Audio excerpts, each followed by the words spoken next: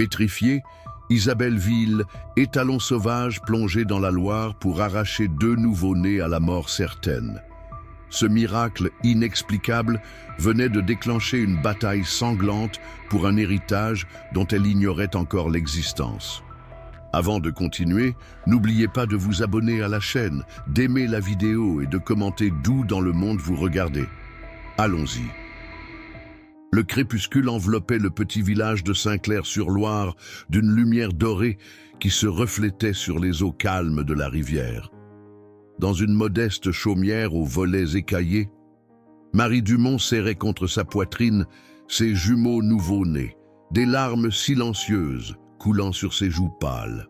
À ses côtés, son mari Pierre contemplait la scène, son visage creusé par le désespoir et la culpabilité.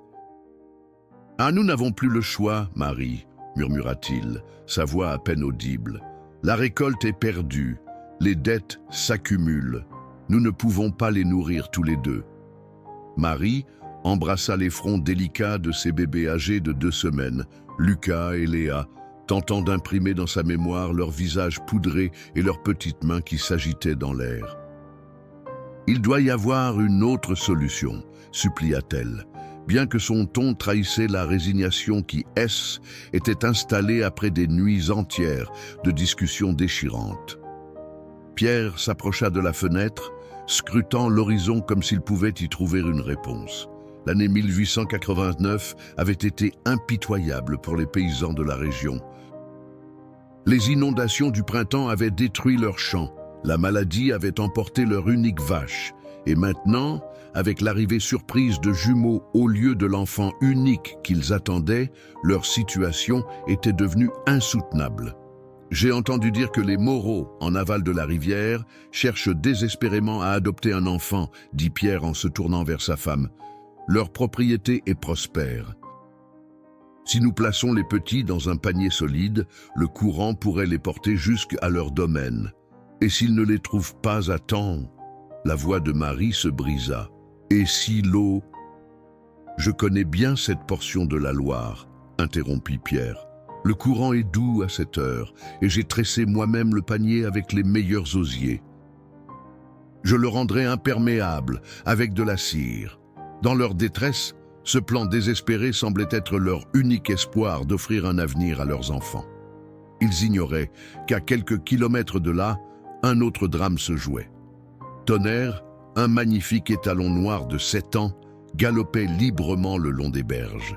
3 mois plus tôt, Ilès était échappé de la ferme des Beaumont lors d'un violent orage qui avait effrayé les bêtes et endommagé les clôtures. Depuis, il vivait à l'état sauvage, devenant une sorte de légende locale. Les enfants du village prétendaient l'apercevoir parfois au crépuscule, sa silhouette majestueuse se découpant contre le soleil couchant. Ce soir-là, alors que les étoiles commençaient à piquer le ciel d'encre, Tonnerre s'abreuvait tranquillement aux eaux de la Loire quand ses oreilles se dressèrent soudainement. Un instinct inexplicable l'attira vers une portion de la rivière qu'il n'avait jamais explorée auparavant. Pendant ce temps, Pierre et Marie avançaient comme des ombres vers la berge, le précieux panier contenant leurs jumeaux emmaillotés dans leurs uniques couvertures de laine. Marie y avait glissé son médaillon en argent, seul héritage de sa mère, espérant que ce modeste trésor pourrait aider leurs enfants dans leur nouvelle vie. « Que Dieu vous protège, mes anges », chuchota Marie en embrassant une dernière fois ses bébés. « Qu'il vous guide vers des bras aimants. » Pierre déposa délicatement le panier sur l'eau, le retenant quelques secondes comme s'il rassemblait son courage, avant de le laisser partir. Le courant saisit doucement l'embarcation improvisée, l'emportant lentement vers l'aval. « Viens », dit Pierre en enlaçant les épaules tremblantes de sa femme.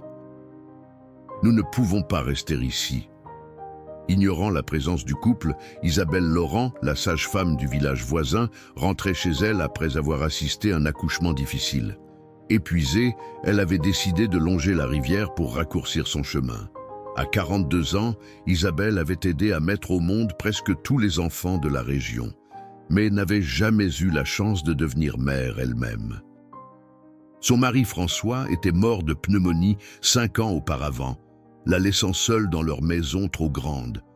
Cette nuit-là, le destin avait décidé de croiser les chemins de ces âmes solitaires d'une façon que personne n'aurait pu imaginer. À plusieurs centaines de mètres en aval, le panier commença à tanguer dangereusement.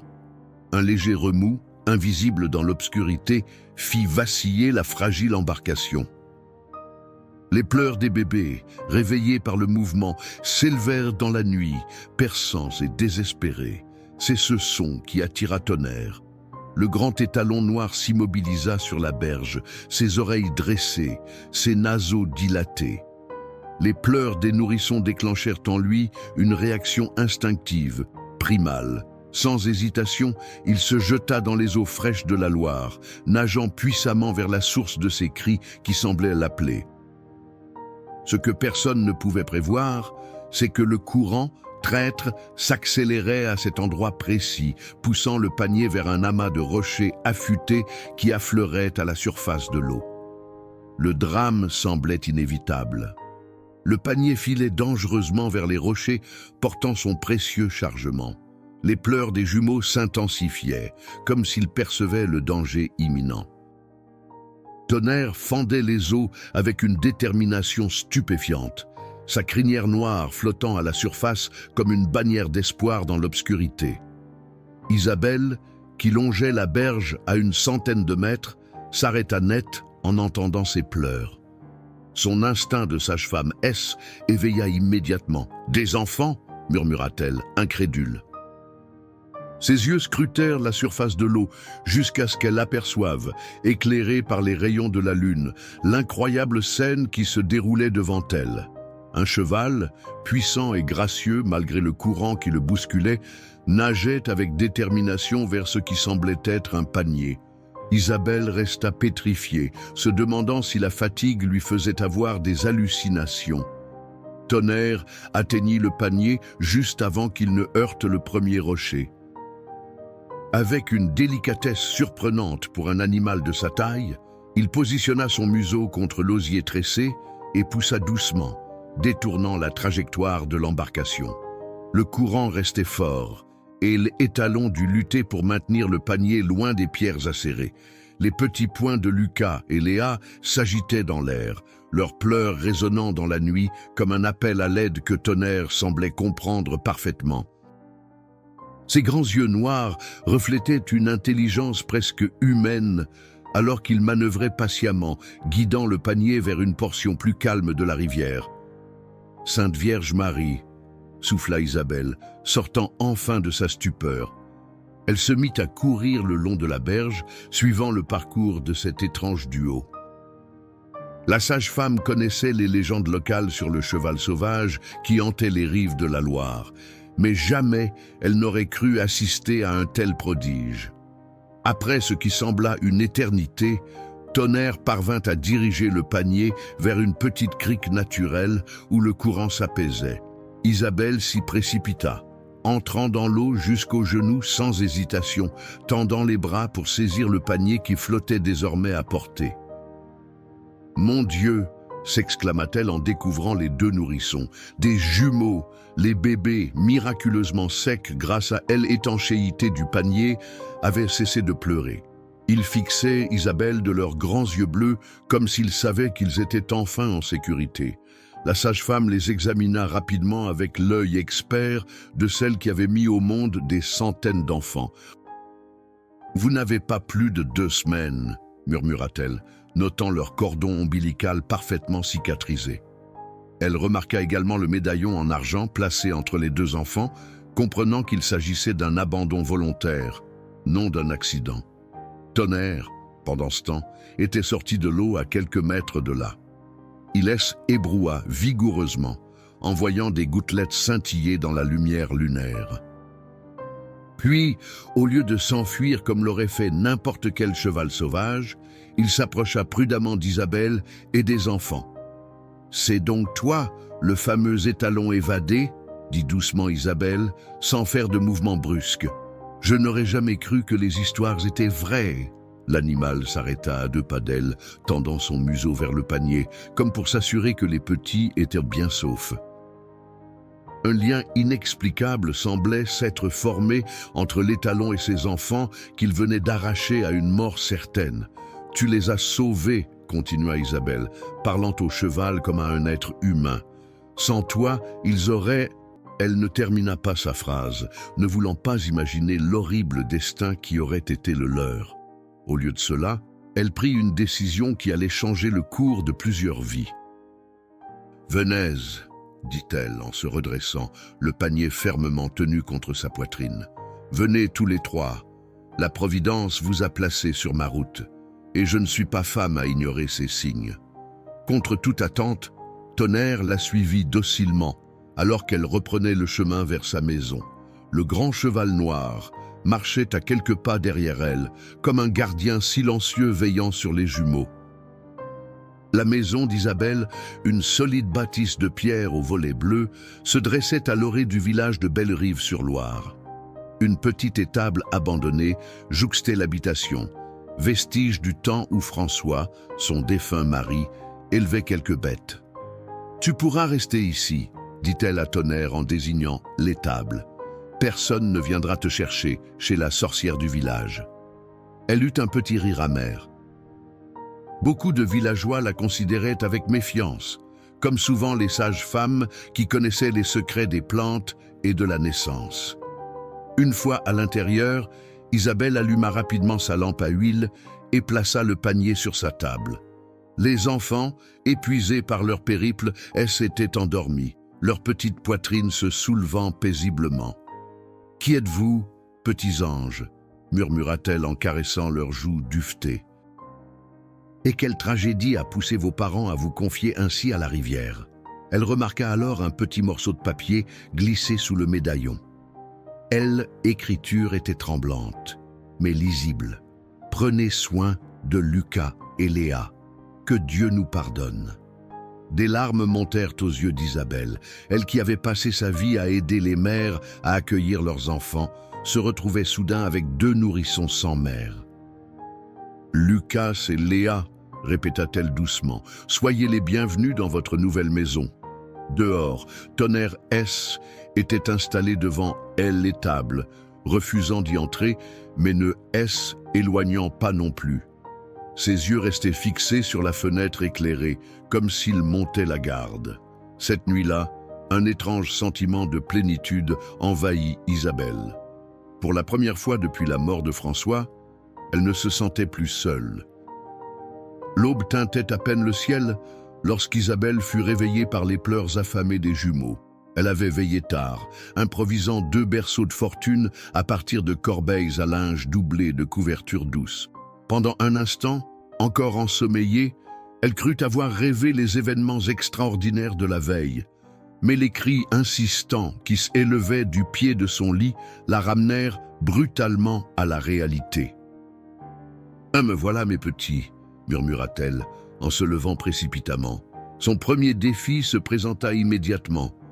Comment nourrir 2 nourrissons sans lait maternel? Isabelle, en tant que sage-femme, connaissait les risques du lait de vache pour des bébés si jeunes. Elle se souvenait cependant d'une recette de lait de chèvre diluée avec de l'eau bouillie et adoucie de miel qu'elle avait conseillé aux mères ne pouvant allaiter. Ou heureusement que la vieille Mathilde élève toujours ses chèvres, dit-elle à voix haute, tout en berçant alternativement les 2 enfants pour les apaiser. Et j'aurai besoin de l'ange, de vêtements. La liste des nécessités s'allongeait dans son esprit, mais étrangement, aucune inquiétude ne l'envahissait. Pour la première fois depuis des années, elle se sentait parfaitement à sa place. Un hennissement puissant la fit sursauter. Elle se précipita à la fenêtre, s'attendant presque à ce que Tonnerre ait disparu pendant la nuit, retourné à sa vie sauvage. Mais elle et Talon Noir étaient toujours là, majestueux dans la lumière matinale, broutant paisiblement l'herbe qui bordait son jardin. « Tu es resté ?» souffla-t-elle, incrédule. Après avoir changé les jumeaux et les avoir installés confortablement dans leur berceau improvisé, Isabelle sortit pour affronter sa seconde préoccupation. Tonnerre. Un cheval sauvage n'était pas un animal de compagnie ordinaire. Les Beaumont, propriétaires du domaine d'où il s'était échappé, pourraient venir le réclamer. Et puis, comment s'occuperait-elle d'un étalon réputé indomptable? Mais contre toute attente, lorsqu'elle s'approcha, Tonnerre vint à sa rencontre, sans crainte ni agressivité. Il s'arrêta à quelques pas d'elle, la regardant de ses grands yeux intelligents. « Tu as choisi de rester, » dit-elle doucement, comme si tu savais que ces enfants auraient besoin de toi. Elle tendit prudemment la main, s'attendant à ce qu'il recule. Au lieu de cela, l'étalon avança son museau et le frotta contre sa paume, dans un geste d'une telle confiance qu'Isabelle en eut les larmes aux yeux. Ce moment fut interrompu par la voix de Mathilde, sa voisine la plus proche, qui arrivait par le chemin menant au village. « Isabelle, est-ce vrai ce qu'on raconte? Tu as recueilli des enfants abandonnés ?» La nouvelle S était déjà répandue. Dans les petits villages comme Bellerive-sur-Loire, les secrets ne restaient jamais longtemps cachés. Mathilde, une femme robuste d'une 60aine d'années, s'arrêta net en apercevant Tonnerre. « Sainte Mère de Dieu, c'est le étalon des Beaumont. Il a sauvé les enfants, » expliqua simplement Isabelle, décidant que la vérité, aussi incroyable soit-elle, était sa meilleure défense. « Il les a empêchés de se noyer et m'a permis de les recueillir. » Mathilde la fixait, bouche bée, se signant rapidement comme pour se protéger d'un sortilège. « Ce cheval a sauvé des enfants? Isabelle, as-tu perdu l'esprit?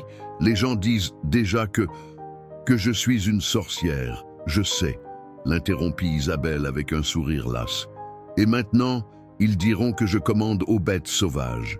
Qu'ils parlent, Mathilde. » Je sais ce que j'ai vu. À l'intérieur de la maison, les pleurs des jumeaux redoublèrent d'intensité. Tonnerre dressa immédiatement les oreilles, s'agitant comme s'il voulait aller voir ce qui se passait. « Tu vois, » dit Isabelle, « il est lié à eux d'une façon que je ne comprends pas moi-même. Mais j'ai besoin de ton aide, Mathilde. J'ai besoin de lait de chèvre pour les nourrir. » La vieille femme hésita un instant, puis son visage s'adoucit. « Des jumeaux, tu dis, garçon et fille. » Isabelle acquiesça. « Lucas et Léa, c'est tout ce que je sais d'eux, avec ceci. » Elle sortit le médaillon de sa poche pour le montrer à sa voisine. Mathilde l'examina et soupira profondément. « Je reviendrai avec du lait et quelques vêtements que mes petits-enfants ont laissés. Mais sois prudente, Isabelle. Le jeune Beaumont est revenu de Paris hier. Il voudra récupérer son étalon de prix. » À plusieurs kilomètres de là, dans leur petite chaumière, Marie et Pierre Dumont vivaient les heures les plus sombres de leur existence. Marie n'avait pas quitté son lit depuis qu'ils étaient rentrés de la rivière, son corps secoué de sanglots silencieux. Pierre, quant à lui, errait comme une âme en peine, incapable de trouver le sommeil ou l'appétit. « Je vais voir si le panier a atteint les Moreau, » annonça-t-il finalement, ne supportant plus l'inaction. « Je dois savoir si nos enfants sont en sécurité. » Marie leva vers lui un visage ravagé par les larmes et la culpabilité. « Et si nous pouvions les récupérer, si notre situation s'améliorait ?»« Comment pourrait-elle s'améliorer ?» demanda Pierre, la voix pleine d'amertume. « Nous avons tout perdu. » Au même moment, quelqu'un frappa à leur porte. Était Étienne Moreau, le riche propriétaire terrien dont ils avaient parlé la veille. Pierre ouvrit, le cœur battant. Avait-il trouvé les enfants? Venait-il leur annoncer que Lucas et Léa étaient sains et saufs? « Dumont, » commença Étienne sans préambule, « j'ai entendu parler de vos difficultés. J'ai une proposition à vous faire. » Pierre sentit un frisson d'espoir le parcourir, tandis que dans la chambre, Marie se redressait, suspendue aux paroles qui pourraient changer leur destin. « Ma ferme a besoin d'un nouveau contremaître, » expliqua Étienne Moreau, assis à la table rustique des Dumont. « Mon ancien homme a décidé de tenter sa chance à Paris. J'ai pensé à vous, Pierre. Vous connaissez la terre mieux que quiconque dans la région. » Pierre restait silencieux, assimilant lentement cette opportunité inattendue. Un emploi stable chez les Moreau signifiait un toit décent, de la nourriture en suffisance et un salaire régulier. Le logement de fonction est simple mais spacieux, poursuivit Étienne. est bien idéal pour une petite famille. Marie, qui s'était levée pour servir du thé avec des mains tremblantes, renversa la tasse à cette mention. Une famille, répéta-t-elle d'une voix éteinte. Étienne remarqua, elle, échange de regards douloureux entre les époux, mais choisit de ne pas commenter. Les rumeurs concernant la disparition soudaine des jumeaux Dumont commençaient déjà à circuler dans le village. « Quand devrais-je commencer ?» demanda Pierre, la gorge serrée. « Immédiatement, si possible, les semailles n'attendent pas. » Après le départ de Étienne, Marie s'effondra dans les bras de son mari.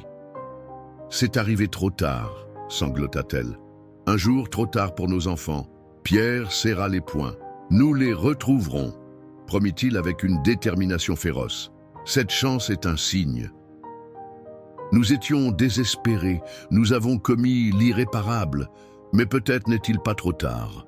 Pendant ce temps, à Bellerive-sur-Loire, Isabelle vivait ses premières heures en tant que mère adoptive avec un mélange d'exaltation et d'appréhension. Mathilde était revenue avec du lait de chèvre frais, des langes propres et des vêtements minuscules. « Ce sont ceux de mes petits-enfants », expliqua-t-elle en aidant Isabelle à habiller Lucas qui gigotait énergiquement. « Je les gardais pour... Eh bien, peu importe. » Isabelle comprit le non-dit. Mathilde les conservait pour les enfants qu'elle-même n'aurait jamais. « Merci, » dit-elle simplement, touchée par ce geste qui représentait bien plus qu'un don matériel. À l'extérieur, Tonnerre S était approprié un coin du jardin d'Isabelle, broutant paisiblement l'herbe qui y poussait en abondance. De temps à autre, il relevait la tête, comme pour vérifier que tout allait bien dans la maison. « Ce cheval est déconcertant », murmura Mathilde en l'observant par la fenêtre. « On dirait qu'il monte la garde. »« C'est exactement ce qu'il fait », confirma Isabelle. Depuis hier soir, il n'a pas quitté les environs de la maison. Même quand j'ai essayé de le conduire à l'étable, il a préféré rester dehors, près de la fenêtre de la chambre. L'après-midi était bien avancé lorsqu'un bruit de sabots retentit dans le chemin menant à la maison d'Isabelle.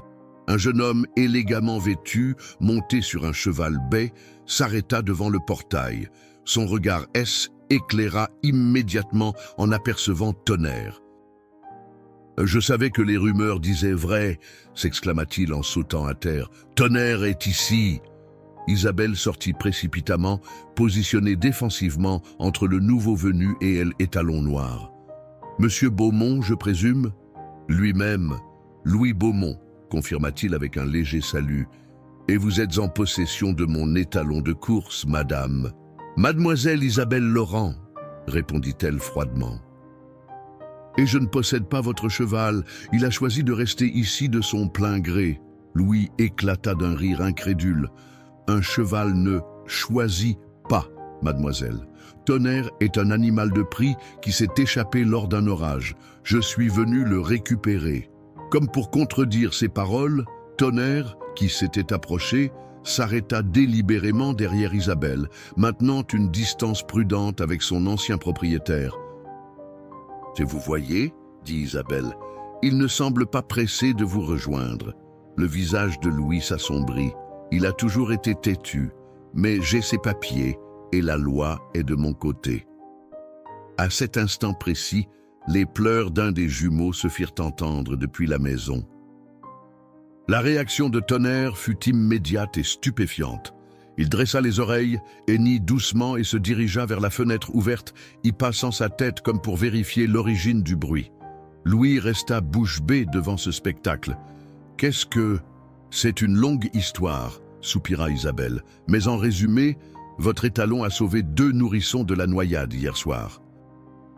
Depuis, il refuse de les quitter. » Elle raconta brièvement les événements extraordinaires de la veille, observant le visage du jeune homme passer de l'incrédulité à la fascination.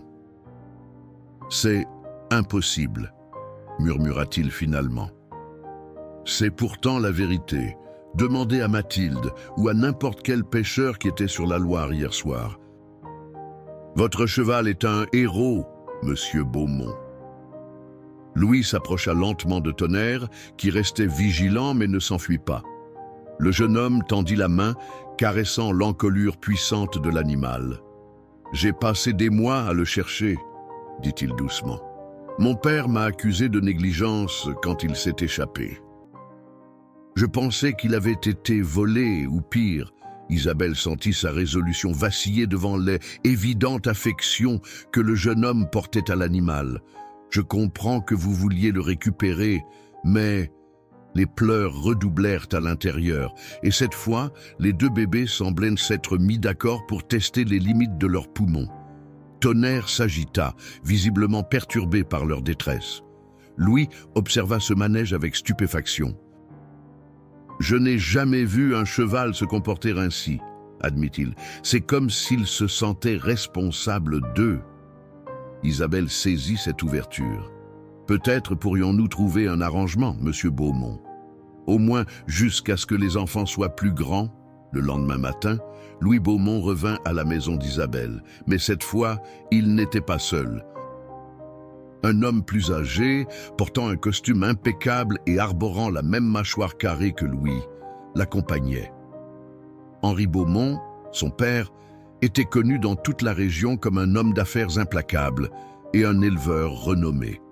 « Voilà donc la femme qui prétend que notre étalon est devenu une nounou », lança-t-il sans préambule, son regard acéré évaluant Isabelle de la tête aux pieds. Louis parut embarrassé par la rudesse de son père. « Un de père, je vous présente mademoiselle Laurent. Elle est sage-femme à Bellerive. » Isabelle soutint le regard d'Henri sans ciller.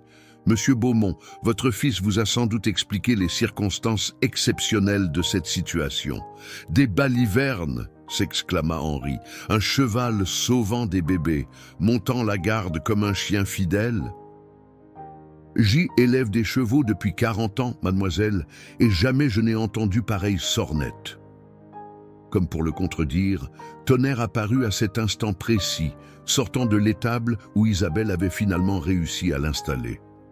Elle, étalon, s'arrêta à quelques mètres, observant les visiteurs avec méfiance. « Tonnerre !» appela Henri d'une voix autoritaire.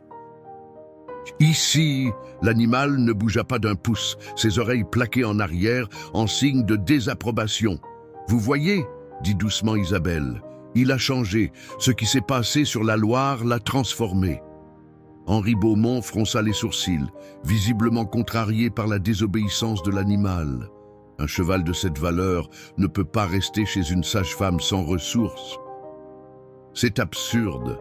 Père, » intervint Louis, « j'ai réfléchi à une solution. » Il se tourna vers Isabelle. « Si vous me permettez d'expliquer mon idée, » Louis proposa un arrangement qui surprit autant son père qu'Isabelle.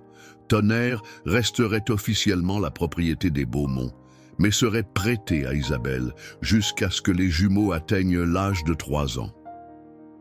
En échange, Louis viendrait régulièrement s'occuper de l'animal et fournirait tout ce dont il avait besoin. « C'est de la folie », marmonna Henri.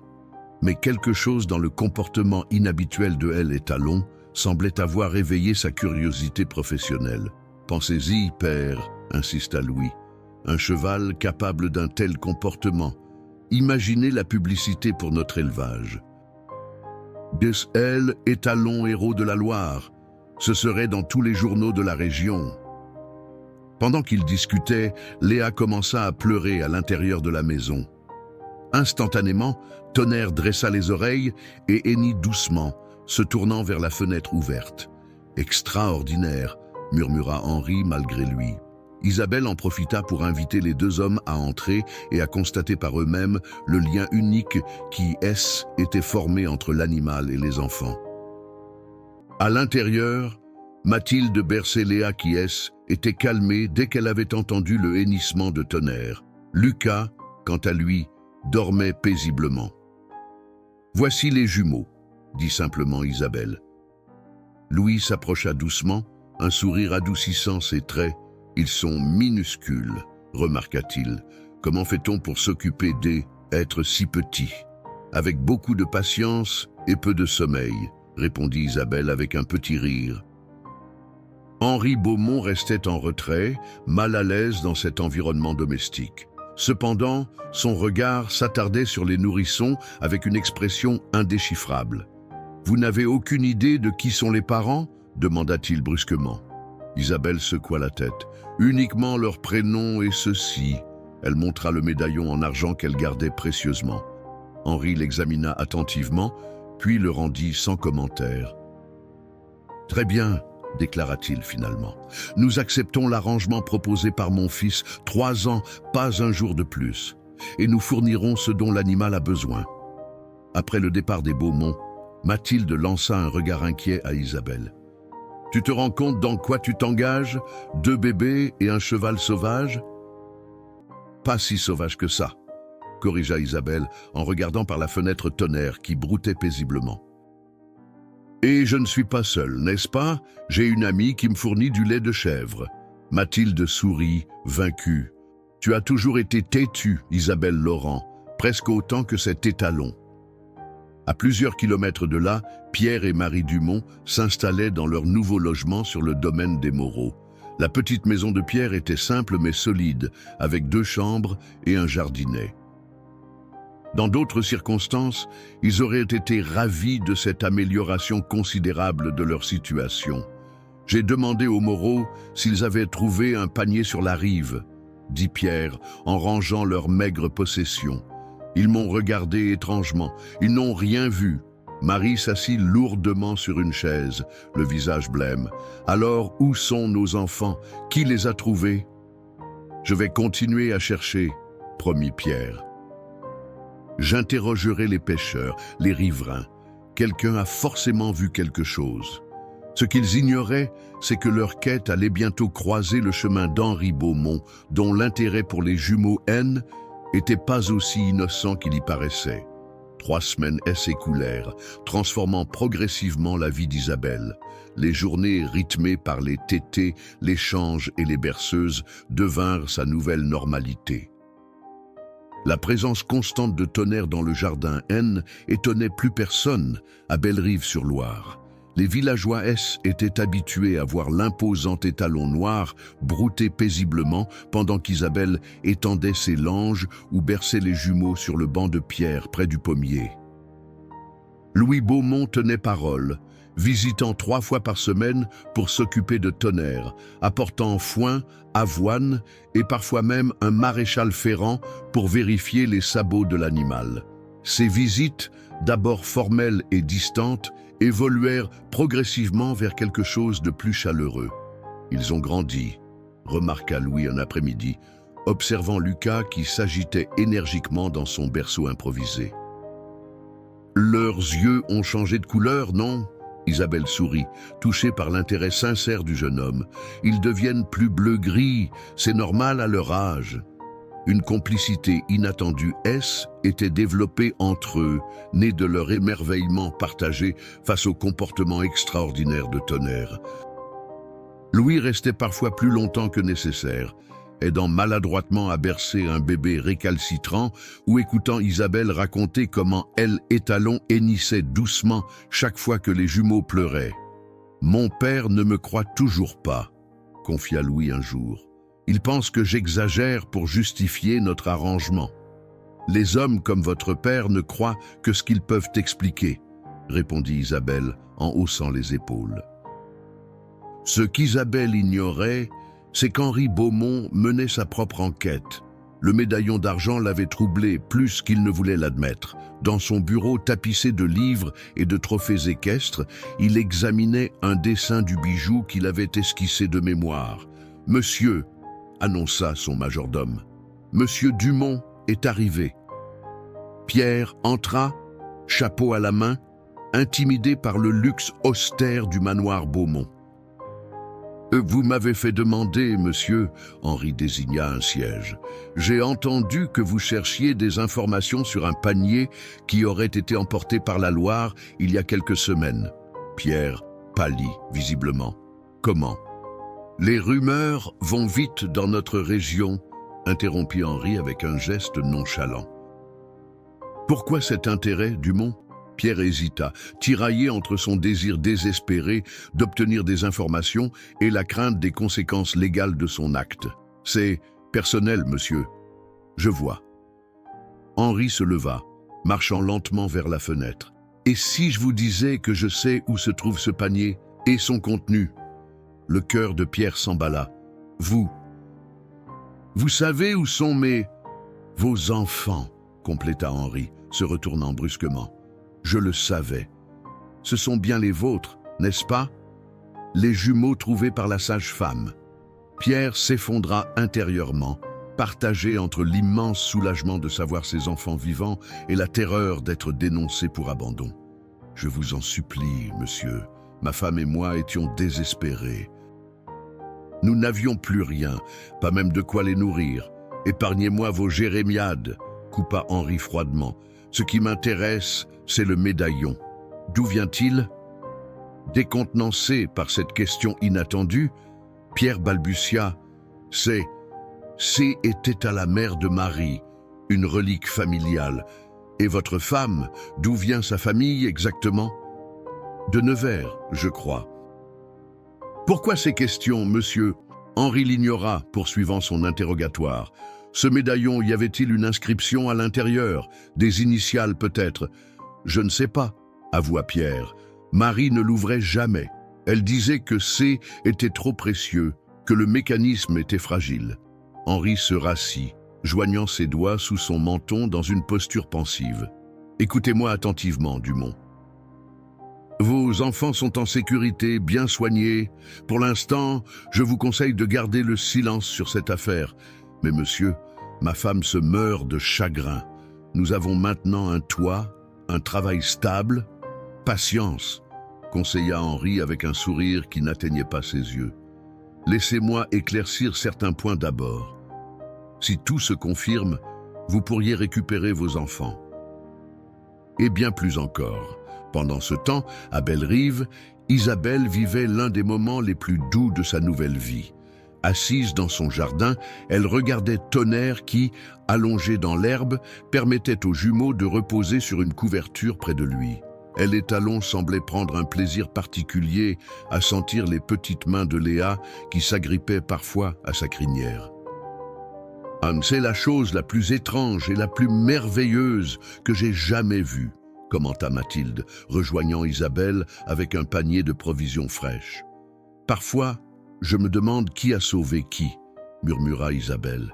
« Ces enfants m'ont donné une raison de vivre après François, et Tonnerre, il a trouvé sa place, lui aussi. Ce qu'aucune d'elles ne pouvait imaginer, c'est que cette harmonie fragile était menacée par les machinations d'Henri Beaumont, dont l'intérêt pour le médaillon cachait un secret vieux de plusieurs décennies.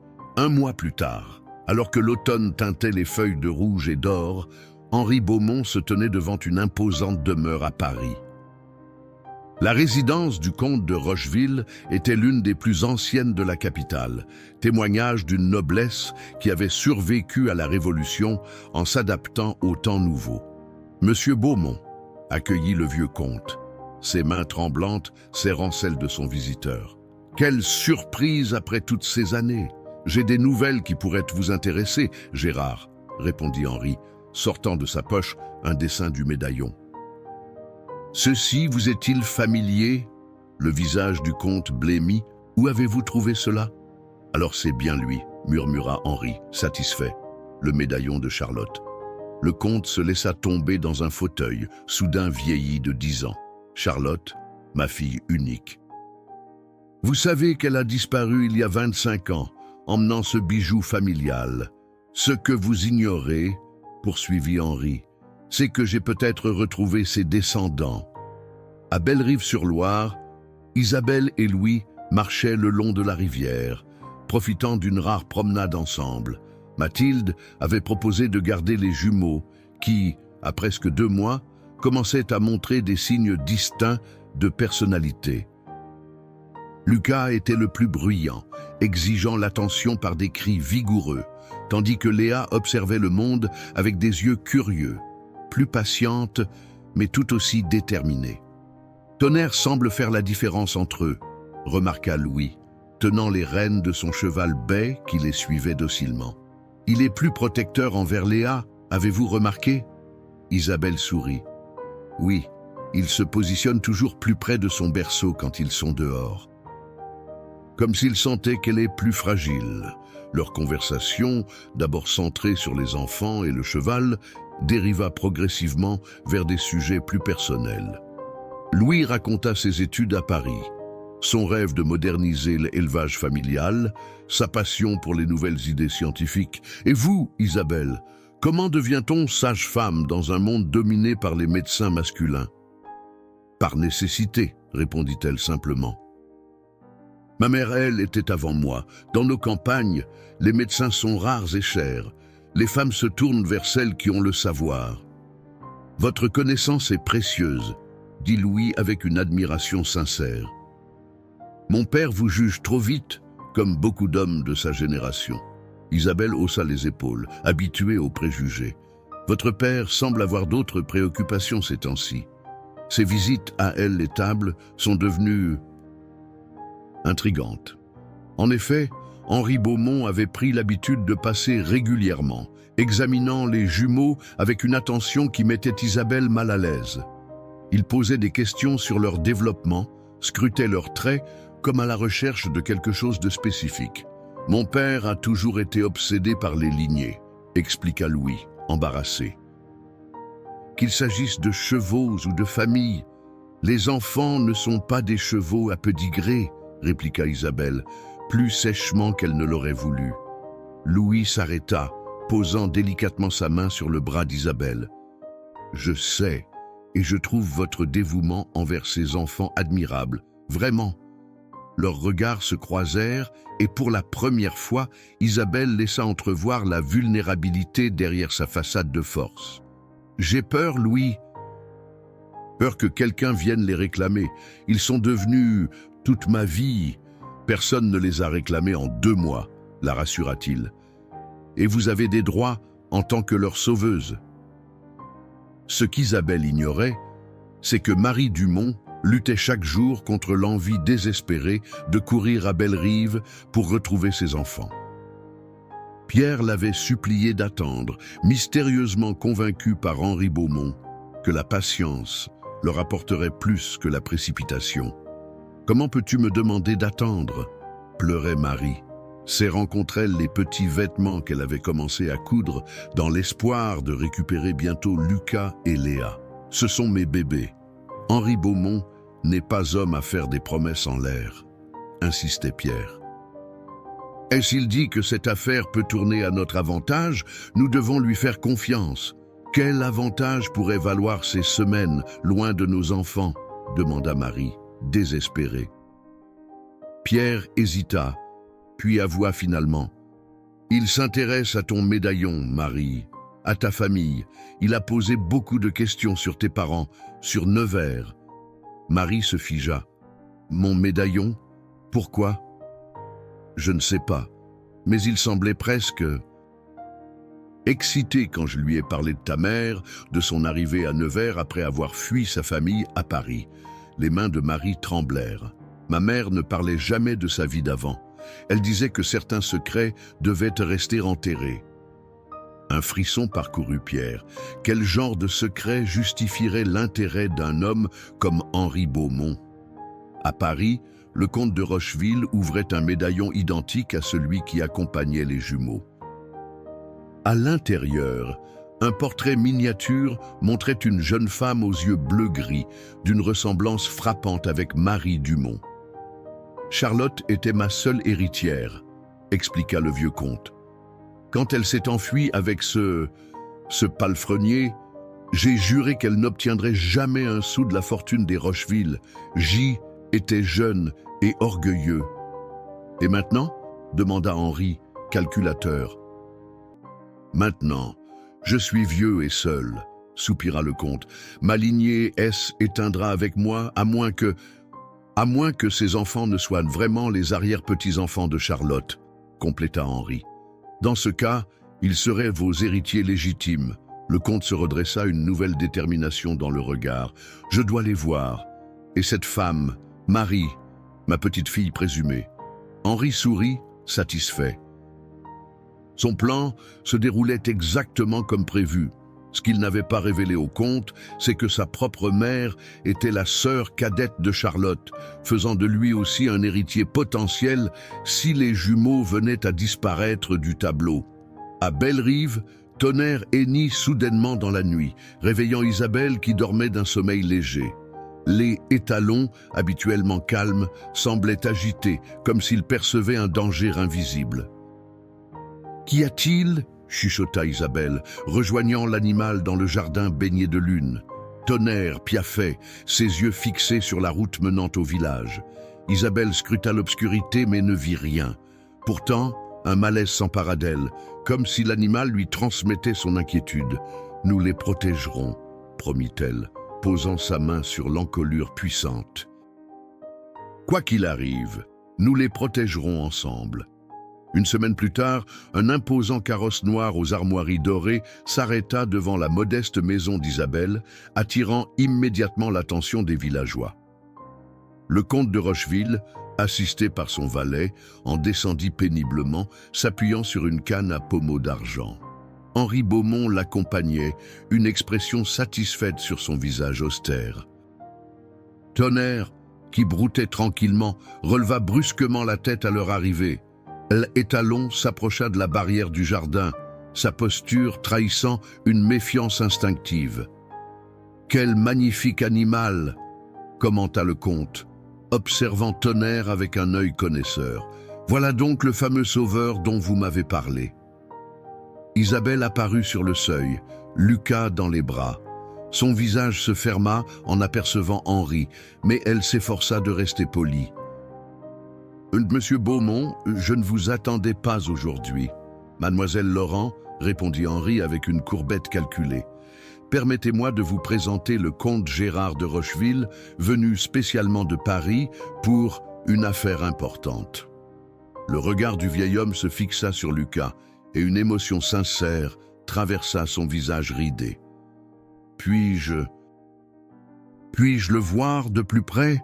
Désarçonnée par cette requête, Isabelle hésita avant d'inviter les hommes à entrer. Dans la maison, Léa dormait paisiblement dans son berceau que Louis avait fabriqué la semaine précédente, un geste qui avait touché Isabelle plus qu'elle ne voulait l'admettre. Le comte s'approcha des enfants avec une révérence presque religieuse. « Ils ont ses yeux », murmura-t-il. « Les yeux de Charlotte. De qui parlez-vous, monsieur ?» demanda Isabelle, de plus en plus inquiète. Avant que le comte puisse répondre, des coups frappés à la porte interrompirent la conversation. Mathilde entra, essoufflée. « Isabelle, les Dumont sont au village, ils cherchent leurs enfants. » Un silence glacial s'abattit sur la pièce. Le comte se tourna vers Henri, confus. « Que signifie ceci ?»« Vous m'aviez dit que les parents étaient morts. » « Un léger malentendu, » répondit Henri, visiblement contrarié par ce développement imprévu. « J'allais justement aborder ce sujet délicat. » Isabelle, comprenant soudain la situation, serra Lucas plus fort contre elle. « Ce sont leurs enfants biologiques, les personnes qui les ont abandonnés sur la Loire ?»« Abandonnés par désespoir, » précisa Mathilde, défendant instinctivement les jeunes parents. Ils croyaient offrir une meilleure chance à leur bébé. Maintenant que leur situation s'est améliorée, la porte s'ouvrit à nouveau, révélant Pierre et Marie Dumont. Marie poussa un cri en apercevant Lucas dans les bras d'Isabelle, se précipitant vers son fils, les larmes ruisselant sur ses joues. « Mon bébé ! Mon petit garçon !» Pierre restait en retrait, son regard alternant entre ses enfants et Henri Beaumont, comprenant progressivement qu'il avait été manipulé. « Vous m'aviez dit d'attendre, » accusa-t-il. « Vous m'aviez fait croire... »« Silence !» ordonna Henri, perdant momentanément son masque de civilité. Le comte, ignorant la tension croissante, s'approcha de Marie. « Mademoiselle, ou plutôt Madame Dumont. » « Votre nom de jeune fille, quel était-il » Marie, décontenancée, répondit automatiquement « Lecomte, Marie Lecomte. »« Et votre mère ?»« Jeanne Lecomte, originaire de Paris. » Le vieil homme chancela, s'appuyant lourdement sur sa canne. Le nom qu'elle portait avant de fuir Paris. « Je ne sais pas. » Elle ne parlait jamais de sa vie d'avant, balbutia Marie, troublée par cet interrogatoire au milieu de retrouvailles tant attendues. C était Charlotte de Rocheville, intervint Henri. Votre grand-père maternel se tient devant vous, Marie. La révélation tomba comme un coup de tonnerre dans la petite pièce. Marie vacilla, soutenue par Pierre qui, était approché d'elle. « Je vous en prie, » supplia le comte, « montrez-moi le médaillon. » « Je dois être certain. » Marie se tourna vers Isabelle. « Le médaillon que j'ai laissé avec eux ?» Isabelle, le visage pâle mais déterminé, sortit le bijou d'argent de sa poche. Elle l'avait gardé sur elle depuis le premier jour, comme un talisman protecteur. Les mains tremblantes du comte s'en saisirent, actionnant un mécanisme caché que personne n'avait découvert. Le médaillon s'ouvrit, révélant un minuscule portrait identique à celui qu'il avait montré à Henri. « C'est elle », confirma-t-il, des larmes coulant librement sur ses joues aristocratiques. « Ma Charlotte !» Dehors, Tonnerre s'agitait de plus en plus, hennissant et frappant le sol de ses sabots. Son comportement était si inhabituel qu'il attira l'attention de tous. « Là, quelque chose le perturbe », nota Isabelle, connaissant désormais les instincts du cheval. Louis apparut à la porte, alarmé par l'agitation de les talons. « Isabelle, il y a de la fumée qui vient de l'arrière de la maison !» Une odeur âcre confirma ses paroles.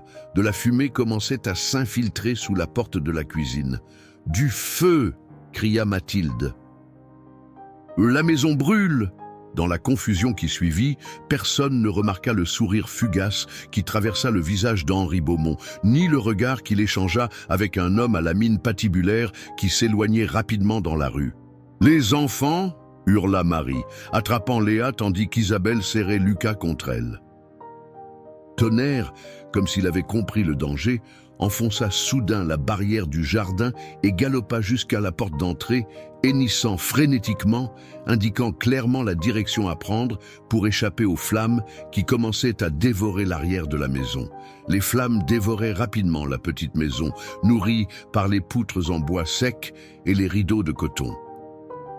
Une épaisse fumée noire envahissait chaque pièce, rendant la respiration difficile et l'orientation presque impossible.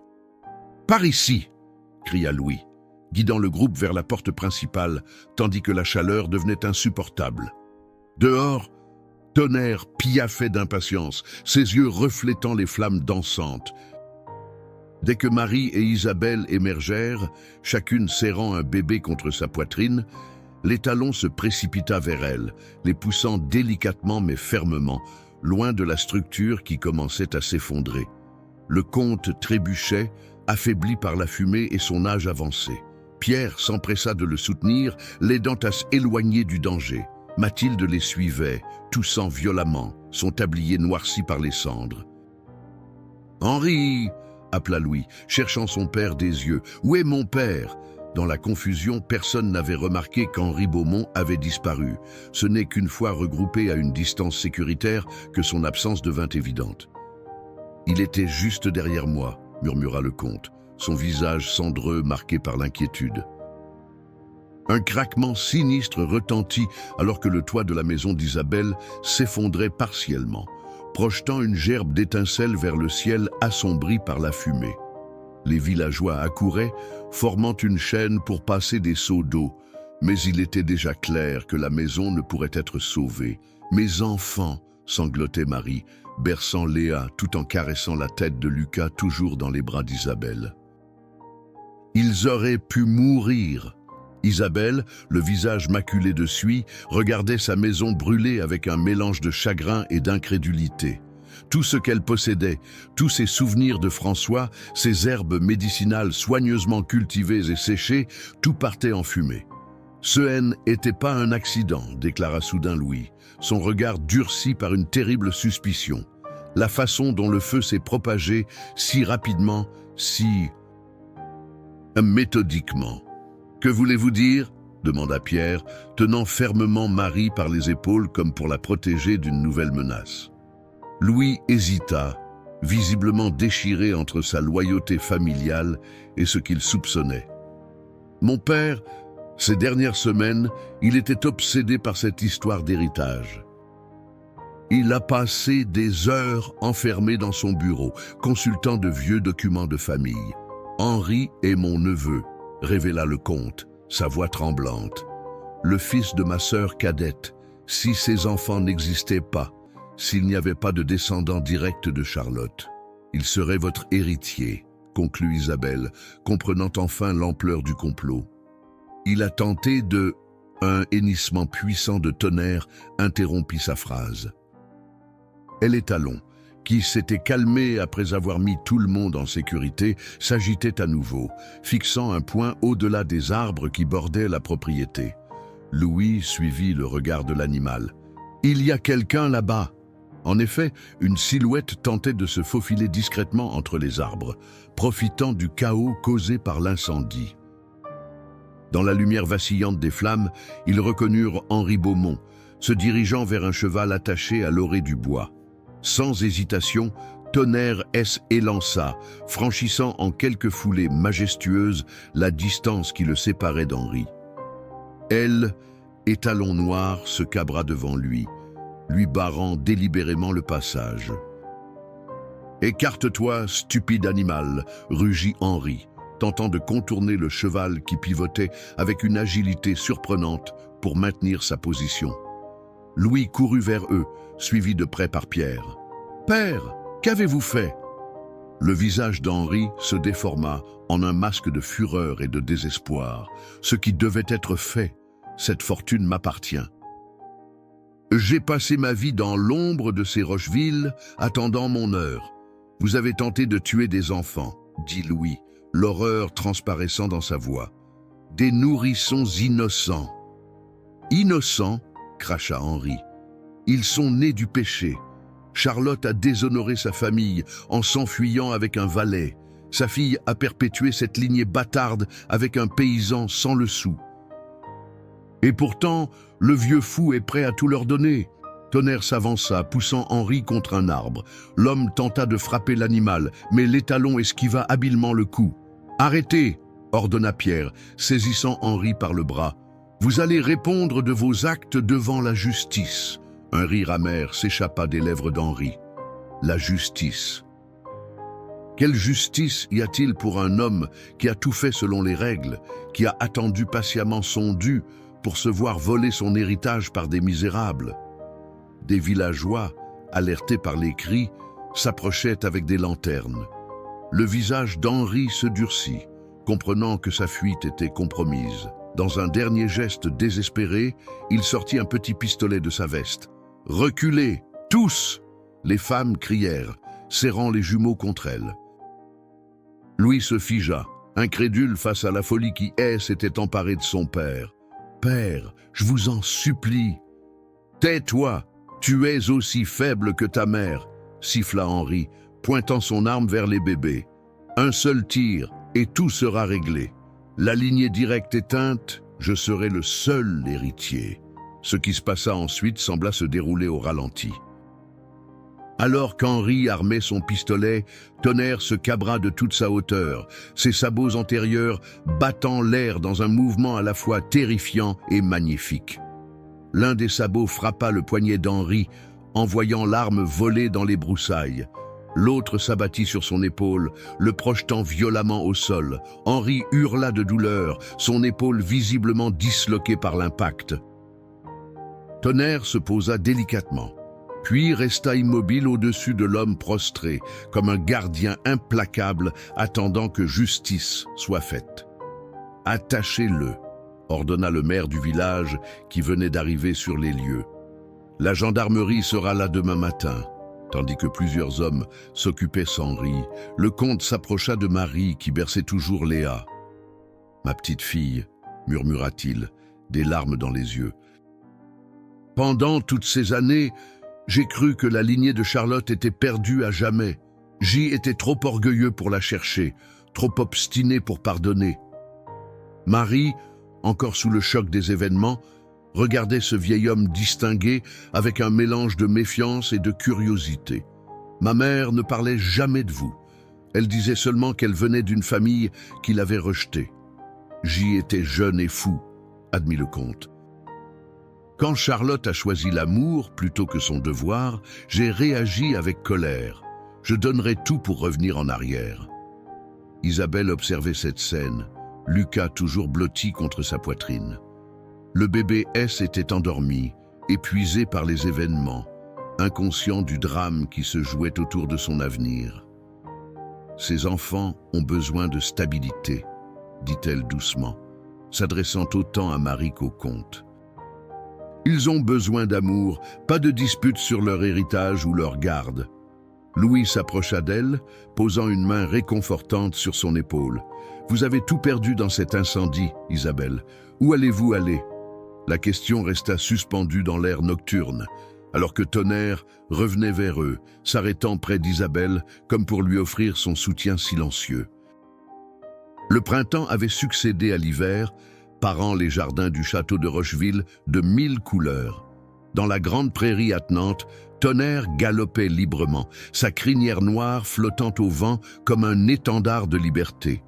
Au bord de l'enclos, assis sur une couverture étendue dans l'herbe tendre, Lucas et Léa, désormais âgés de 8 mois, observaient avec émerveillement les cabrioles de Elles et Talons.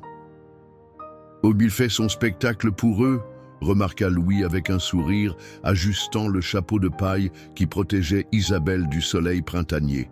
« Comme tous les jours », répondit-elle, ses yeux ne quittant jamais les jumeaux qui se tenaient maintenant assis sans aide, babillant joyeusement à chaque passage de Tonnerre devant eux. Les mois suivant l'incendie avaient apporté des changements que personne n'aurait pu prévoir. Le comte, déterminé à réparer les erreurs du passé, avait invité Marie et Pierre à s'installer au château avec les jumeaux. Mais à la surprise générale, il avait également insisté pour qu'Isabelle les accompagne.